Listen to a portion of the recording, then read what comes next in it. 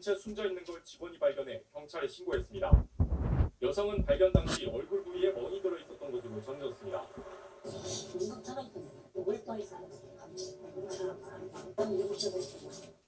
경찰은 CCTV 등을 분석해 피의자 B씨를 붙잡아 범행 동기 등을 조사하고 있습니다.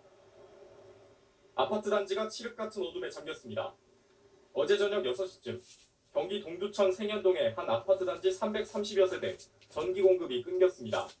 선풍기 에어컨을 다 못 쓰고 있죠. 저녁 준비도 못하고 냉장고에 있는 거 꺼내가지고 그냥 찌질을 떼었어요. 전기 공급은 6시간 만에 재개됐는데 한국전력은 전류 변환기에 문제가 생겨 정전이 발생한 것으로 보고 있습니다. SBS 김덕현입니다. 심야 근무 시간에 해군 병사들이 외부에서 술을 주문해 초소까지 비운 채 술판을 벌인 사실이 뒤늦게 드러났습니다. 부대 지휘관은 병사들에게 휴가 제한 정도의 벌을 주고 덮으려다 벌레가 잡혔습니다. 김태훈 국방전문기자입니다. 지난 5월 14일 새벽 0시 경남 창원에 있는 해군 교육사령부 탄약고 초소에서 경계 근무 중이던 병사 2명이 휴대전화로 부대 밖 음식점에서 생맥주 만시시와 소주, 안주 등을 시켰습니다. 밤 10시에는 반납해야 하는 휴대전화 이용 지침을 어긴 겁니다. 술과 음식은 부대 후문 초소로 배달됐고 그곳에서 경계를 서던 병사 2명은 술과 음식을 들고 후문 초소를 비운 채 탄약고 쪽으로 넘어갔습니다. 이들은 생활관에 있던 2명을 더 불러 새벽 2시까지 술을 나눠 마셨고 그 시간 대로변 후문 초소는 텅 비어 있었습니다. 병사 6명이 술판을 벌인 사실은 휴대전화 한 대가 반납되지 않았던 걸 알아챈 한 간부가 휴대전화 속 사진들을 확인하면서 뒤늦게 드러났습니다. 해당 부대 중대장이 휴가 제한 등 경미한 처벌만 내리고 사건을 덮으려 했지만 소원 수리함에 관련 사실이 접수돼 해군본부가 수사에 착수했습니다. 군 검찰은 술과 음식을 시키거나 후문 초소를 비운 병사 4명을 초소 이탈과 근무수칙 위반 혐의로 불구속 기소했습니다. 또 지휘 감독에 소홀했고 보고 의무를 위반한 중대장과 나중에 술자리에 합류한 병사 2명은 징계위원회에 회부할 예정입니다. SBS 김태훈입니다. 자신을 만나주지 않는다며 한 남성이 그 여성의 딸을 납치하는 사건이 발생했습니다. 40대 남성이 20대인 딸을 납치한 건데 경찰차 수십 대와 헬기까지 동원됐습니다. CJB 이태현 기자가 취재했습니다. 청주시 낭성면의 한 농촌길입니다. 밭을 둘러싼 펜스는 찢어졌고 차량 잔해물이 여기저기 흩어져 있습니다. 그제 저녁 6시 반쯤 49살 김모 씨는 대전시 대덕구에서 평소 알고 지내던 여성이 자신을 만나주지 않는다는 이유로 그의 딸을 납치했습니다. 김 씨로부터 딸을 데리고 있다는 전화를 받은 여성은 곧바로 경찰에 신고했습니다. 사건 발생 20시간 뒤 청주시 상당구의 한 도로에서 도주 차량을 발견했습니다. 수십 대의 차량과 경찰 헬기까지 동원해 추격전에 나섰습니다. 많이 놀랐죠. 처음 겪는 상황이니까. 경찰 헬기가 그렇게 낮게 뜨고 사이렌 울리는 것도 처음 봤고. 1시간 가까이 이어진 추격전은 도주 차량이 순찰 차량을 들이받은 뒤에서야 끝났습니다. 납치된 20대 여성은 별다른 부상 없이 구조됐지만 검거 과정에서는 경찰관 한 명이 부상을 입었습니다. 검거 과정에서 피해자를 칼로 위협하는 그런 상황이 있었는데 잘 설득을 해가지고 안전하게 검거한 것으로. 경찰은 김 씨에 대해 감금 혐의를 적용해 구속영장을 신청할 예정인 가운데 납치 과정에서 어떠한 위협 행위가 있었는지 여부에 대해서도 조사하고 있습니다. CJB 뉴스 이태현입니다. 지난달 31일 관악구 봉춘동의 한 임대 아파트에서 탈북자 42살 한모 씨와 6살 난 아들 김모 군이 숨진 채로 발견됐습니다. 경찰은 수도검침원이 한 씨의 집을 방문했다가 압취가 나자 관리인에게 알려 숨진 모자를 발견했다고 전했습니다. 경찰은 모자가 스스로 목숨을 끊은 정황이나 타살 혐의점은 아직 확인되지 않았다고 밝혔습니다. 경찰은 발견 당시 집에 음식이 다 떨어져 있다는 점을 주목해 음식을 먹지 못해 숨졌을 가능성도 조사하고 있습니다. 자회사 DHC 텔레비전의 혐한 발언이 알려지며 DHC 제품에 대한 불매운동이 확산하고 있습니다. DHC 측이 누리꾼들의 댓글을 차단하면서 비난 여론이 더욱 거세졌고 국내 유통업체들은 판매 중단 절차에 들어갔습니다. 안수영 기자입니다. 이번 파문 이후 DHC 코리아 측은 SNS의 댓글 기능을 차단했습니다. 하지만 공식적인 사과나 해명은 없어 비난 여론은 더욱 거세지고 있습니다. 한국 홍보 전문가로 알려진 서경덕 교수는 DHC의 요시다 요시아키 회장이 오래전부터 구구 인사로 악명이 높다며 불매를 넘어 퇴출운동을 해야 한다고 SNS에서 제안했습니다. 또 이번 일을 일본의 역사 왜곡을 세계에 알릴 수 있는 기회로 삼아야 한다고 강조했습니다.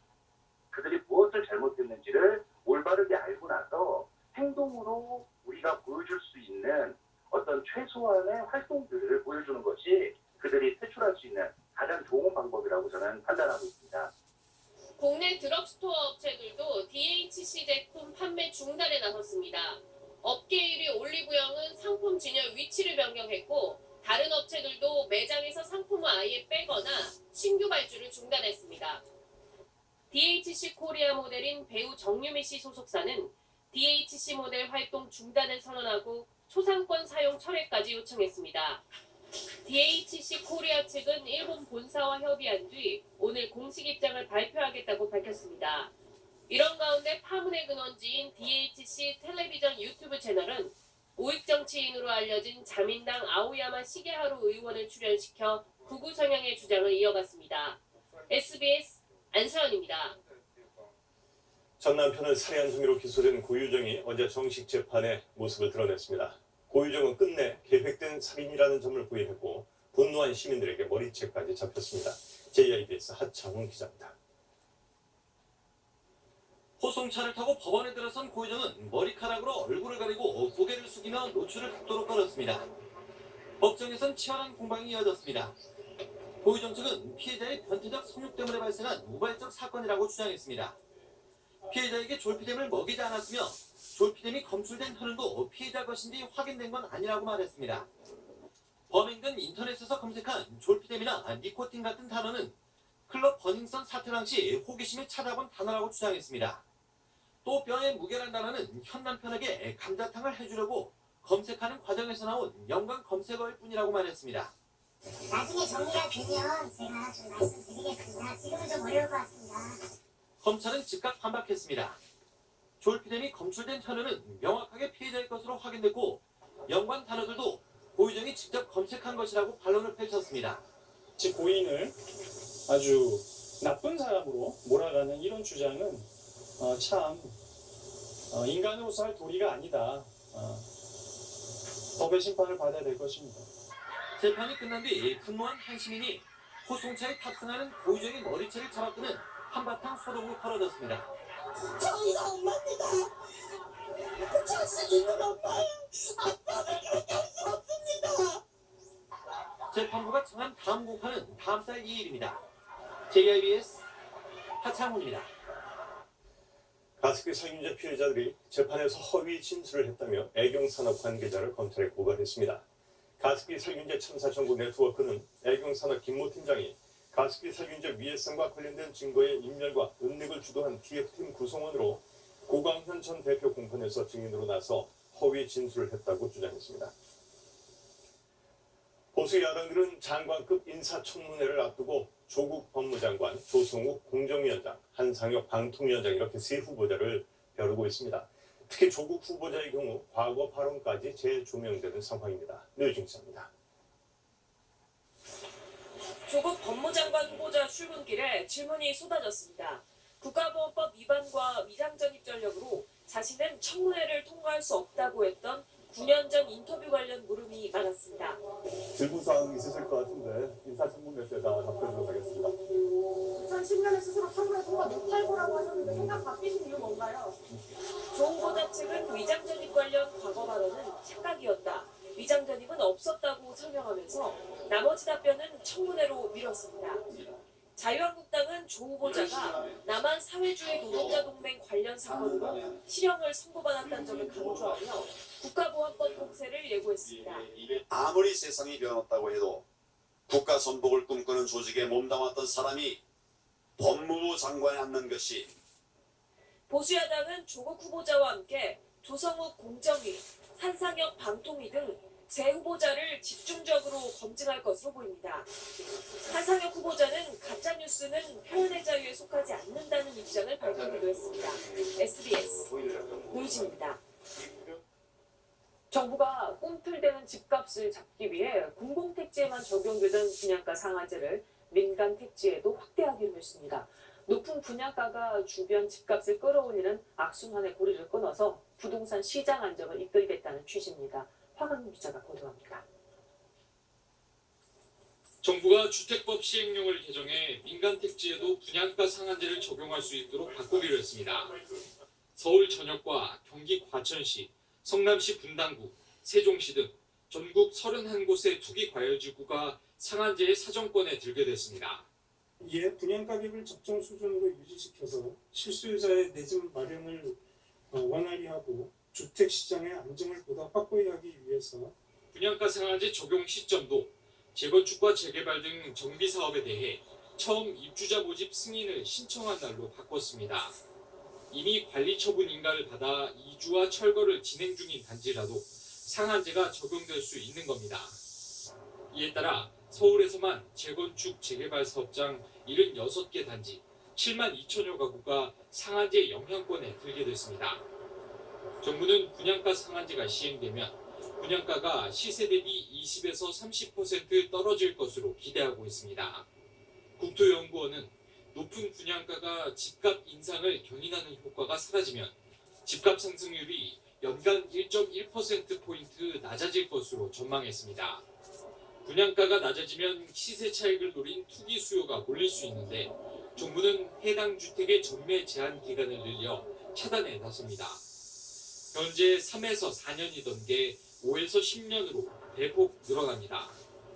이런 내용의 주택법 시행령 개정안은 입법 예고와 국무회의 등을 거쳐 10월 초 시행될 예정입니다.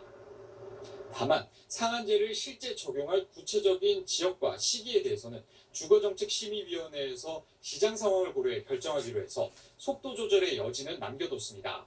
SBS 화강민입니다. 분양가 상한제를 도입하면 공급이 줄어서 장기적으로 집값이 오르는 요인이 될 거란 주장도 있습니다. 하지만 과거 사례를 보면 꼭 그렇지도 않습니다. 예전엔 어땠는지 한승구 기자가 따져봤습니다. 민간 아파트에 분양가 상한제가 적용되는 때가 있었습니다. 2008년부터 2013년까지입니다.